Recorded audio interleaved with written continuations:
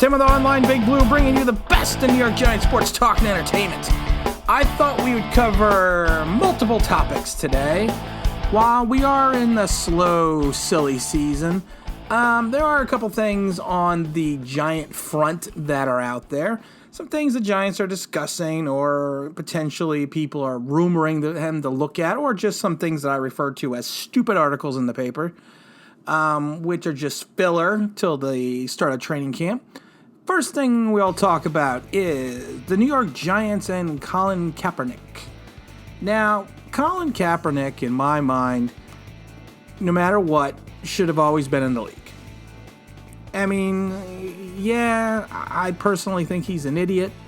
I personally think that if you want to take a knee during the national anthem, that's fine. I draw the line where he starts talking about police and then wearing the pig socks, the police pig socks in San Francisco and some of the other stupid things he's done, because he is a guy that benefited from what to refer to, he benefited from everything in his life, and it's just one of those situations, and it is what it is. But out of all that, yes, he still should have been in the league. Now, let's be honest. Everyone has... Colin Kaepernick, to me, is like Bigfoot.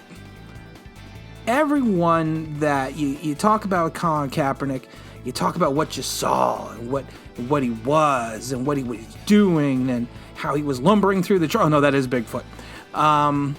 But his persona, I think, is bigger than his talent was.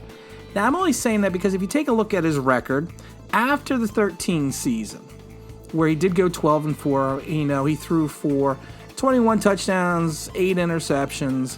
Not the greatest season in the world.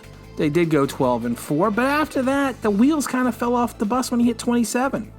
I mean, he started 16 games that year and 14, went 8-8.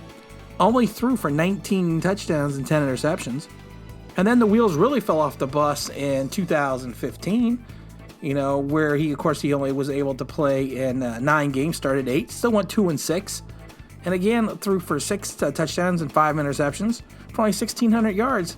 And then in 16, I think he lost out to Blaine Gabbert, and he went 1-10.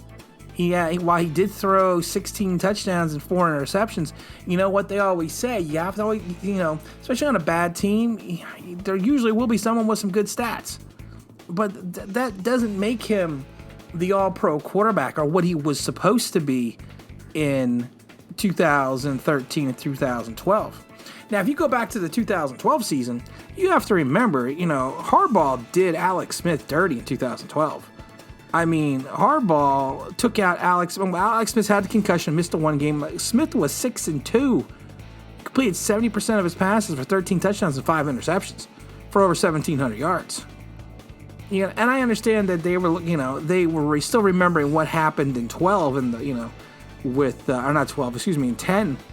Not 10. In 2011 against the Giants in the playoffs when they were 13-3, and he was 17 touchdowns, 5 interceptions, 3,100 yards.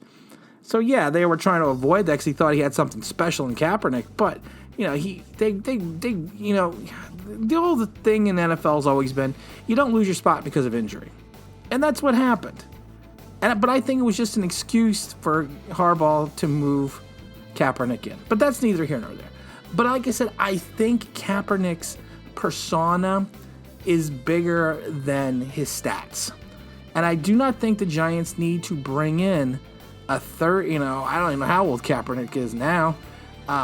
He's got to be, 32? You're not going to bring the 32-year-old quarterback to back up Daniel Jones when you already have Colt McCoy, Cooper Rush, and Alex Tanney. There's no need to bring in someone in the roster. So when you see articles saying, well, he's the perfect fit for the Giants, why do you want to bring in a veteran presence that's going to may potentially cause an issue? Not an issue in the locker room, but he may also cause an issue in the locker room, I don't know. But he could cause an issue with the growth of Daniel Jones. So like I say, and again, this is a guy that's only completed 59% of his career passes.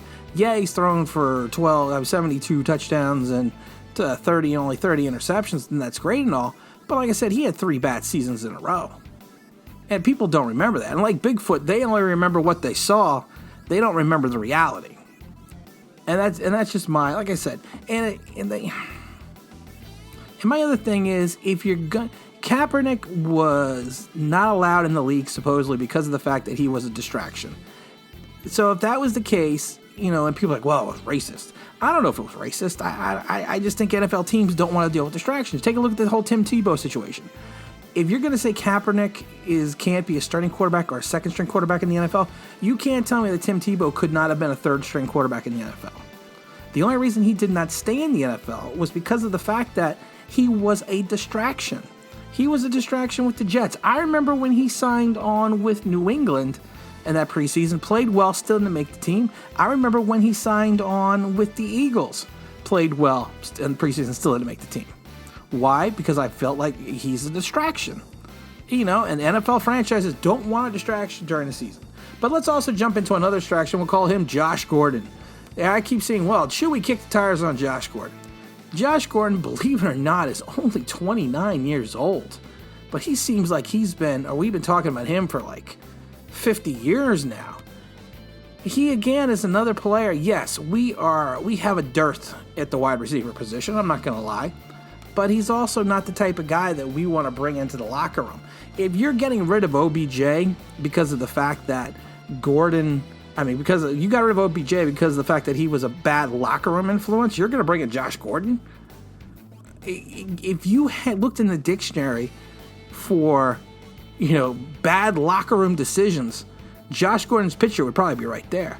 Yes, I hear all the time that he's a great kid, that, that he's outside of all the multiple drug problems, that he's a great guy. But again, you don't want to bring in that persona and that distraction into the locker room because like I said, we don't know when he's going to implode. He's imploded almost every time in his career. I mean, you think about it, going back to 2014, he's imploded every single time. And again, that's not someone that the Giants need. The Giants, like I said, I'm not for the wing and the prayer that we're having with all of our undrafted free agent wide receivers because the odds of one of them making the team is extremely remote. And the odds of one of them contributing, like Victor Cruz, is even more remote. But you never know. It could happen. It might not happen. I don't know. But like I said, bringing in Josh Gordon is not the answer. There's going to be enough players on the that are going to be either cut or waived during training camp that we're going to be able to find someone, hopefully, to fill in the depth we need at the wide receiver spot. The other thing I want to talk about is New York Giants season tickets. Got an email today, basically saying that if we don't buy the tickets, they are going to let us skip the 2020 season, and they will not affect our PSL. Which, honestly, worries me a little bit that they're sending it out this early. To me, yes, it seems like a good thing to do, and it seems like a very fan-friendly policy. And basically what the PSL is, a personal seat license. If you pay the personal seat license up front first, and then you pay for the season tickets at the end every year. Now, if you decide not to buy your tickets one year, you lose your PSL. I mean, the PSL is gone. And if you decide to buy tickets next year, they don't give you your PSL back. You have to give them the PSL again. So is that a friendly option? I think it's a great option. I don't know what we're going to do yet, but we're going to have to wait and see what we're going to do with that. But it just worries me that they're already looking at contingencies for the 2020 season. Does that mean they know something that we don't know? That mean the Tampa information that we were getting yesterday on Friday is correct? I don't know. The last thing I also want to bring up is that we had a change in personnel. They made some scouting changes, which, scouting changes I think occur to happen. I mean, Ryan Jones was a scout we've had for the Giants forever. And they kind of just let it, they kind of just let him go by the wayside. But one of the things I found interesting is that the Giants have now hired a staff psychologist. They have hired a full-time sports psychologist, and that she is also going to be the director of wellness and clinical service, a newly created position in the organization. It's it's funny. It's a different world than it was back in the 80s and the 90s and even in the early 2000s, that teams feel they need to have some type of psychological presence inside the locker room to understand the psyche of the young players. And I'm sitting here nibbling on my glasses and giving you my very astute look. I really don't think it. I think it's just a bunch of bullshit. But you know what? It is what it is. It's they're probably just following along. To me, it seems like a very Joe Judge thing to do. A very, it's not even a very Belichickian thing to do, to be honest. 'Cause I think Belichick thinks, you know what, as long as you, because he's had some players, and as long as you can screw it on, from Sunday afternoon, he doesn't care what you do sometimes. I mean, he does and he doesn't. I mean, he has just cut people just because of the fact that, look at the whole Antonio Brown situation. The Giants have also severed ties with David Tyree, who was the director of player engagement.